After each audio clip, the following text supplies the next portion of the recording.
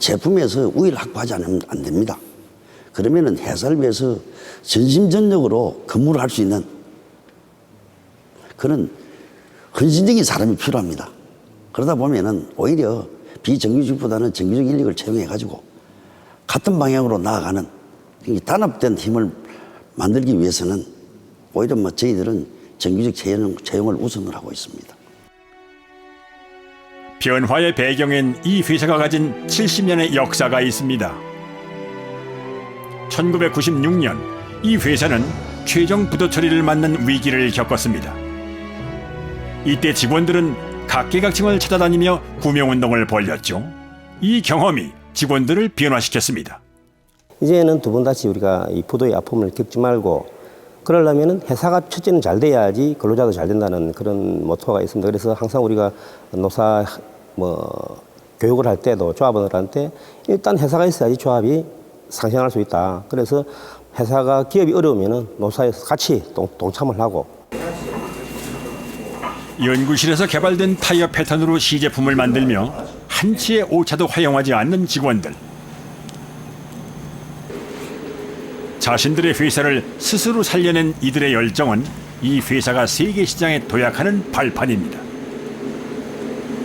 이거를 제가 2005년도에 제작을 했는데 이걸 버리기가 아까워서 그대로 제 혼이 담긴 타이어라서 버리기 아까워서 그대로 지금 보유하고 있습니다.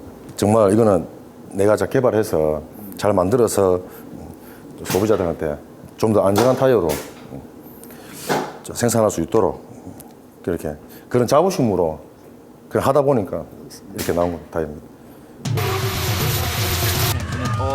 갈수록 치열해지는 세계 타이어 시장의 경쟁에서도 이 회사의 매출액은 최근 15년간 무려 10배나 증가했습니다.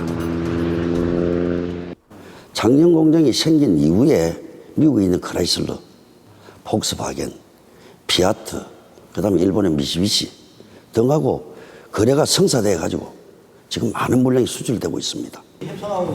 매달 열리는 노사위원회. 경제 제재를 풀고 있지는 않아요. 이때 경영진은 회사의 경영 상태를 노조에 자세하게 설명합니다.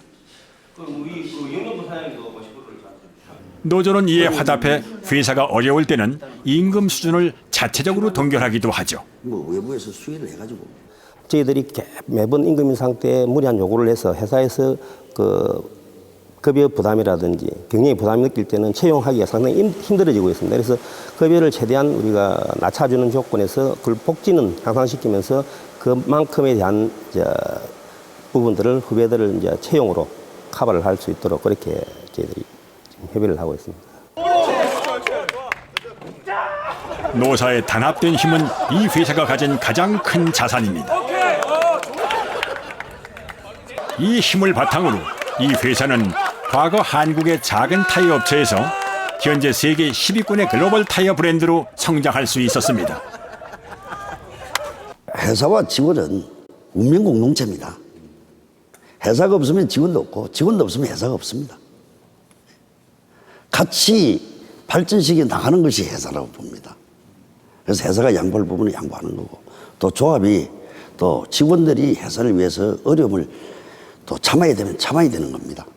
근데 그걸 서로가 자기 주장을 할 것이 아니고 상대방의 입장에 대해서 서로 배려하는 그런 문화를 만들어 나가는 것이 또 그런 전통을 만들어 나가는 것이 중요하다고 생각을 합니다. 현재 한국의 고용 환경은 점차 악화되고 있습니다. 외지고 어두운 곳에서 착취당하고 있는 노동자들을 많이 봤습니다. 시급 5,580원 정도에 만족할 수밖에 없는 억울한 사람들을 많이 봤습니다.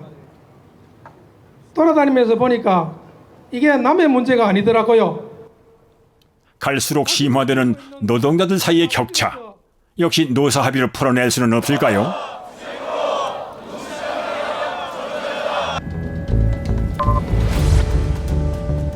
지난 6월 한국의 한 대기업은 올해 임금 인상분의 20%를 협력사 직원들과 공유하기로 결정합니다. 이것은 한국에서 보기 힘든 결단으로 본사 노조의 제안에서 시작됐습니다. 대체로 협력사 직원들은 본사 직원들과 같은 공정에서 일하지만 임금 수준은 훨씬 낮습니다.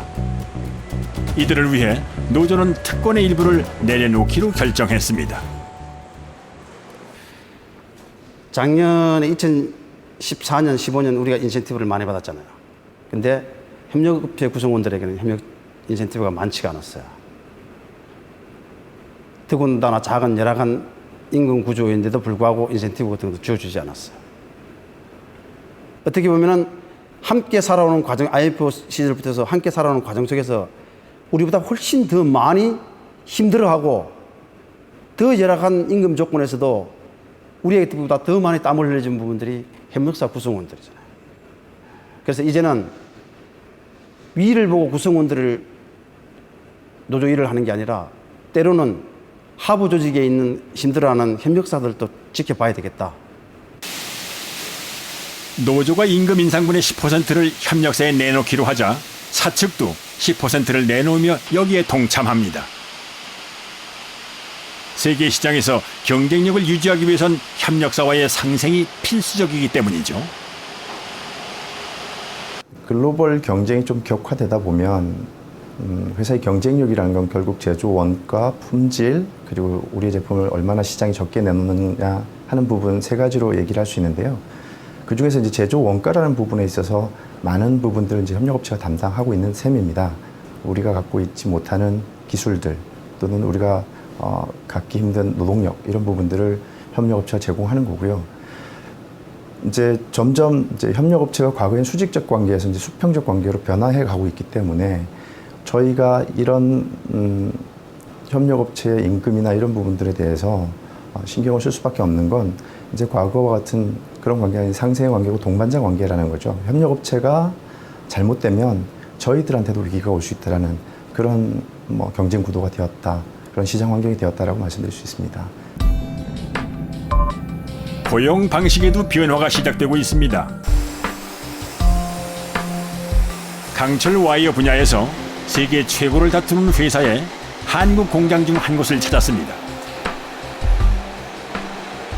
이곳에선 은퇴한 직원들을 재고용해 공장을 가동하고 있죠. 반갑습니다. 여기는 저희들 공장의 현장을 총괄 책임지고 있는 김병섭 반장입니다.